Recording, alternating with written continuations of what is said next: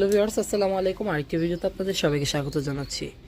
এই হচ্ছে আমার ভারবেনার গাছগুলো, আর এখানে প্রচুর ফুল ফুটছে। গাছগুলো কিন্তু বেশ সুন্দর লাগছে দেখতে, কিন্তু আমি কিন্তু ফুলগুলোকে রাখবো না একদমই। ফুলগুলোকে রাখলে কিন্তু আমার গাছটা ঝাঁকড়া হবে না, আমার গাছটা আরেকটু ঝাঁকড়া করতে হবে। এই কারণে কিন্তু আমি ফুলগুলো এবং কুড়িগুলোকে একদমই ছেটে দেব।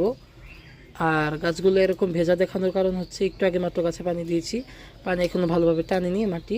মাটি পানি টেনে নেওয়ার পর কিন্তু গাছগুলো আবার শুকনা দেখা যাবে। এখন কিন্তু দেখে মনে হতে পারে যে গোড়াটা একদম ভিজা চুপচুপে, আসলে কিন্তু এমন কিছু না। আমি কিন্তু ফুলগুলোকে ভালোভাবে তুলে নেব, কোনো ফুল রাখা যাবে না। সব গাছেরই সবগুলো ভারবেনার গাছেরই কিন্তু আমি ফুলগুলো তুলে নেব, ফুলগুলো রাখবো না, তাহলে কিন্তু গাছটা ঝাঁকড়া হবে। আর ফুলগুলো রাখলে কিন্তু আমার গাছ বুড়িয়ে যেতে পারে খুব তাড়াতাড়ি।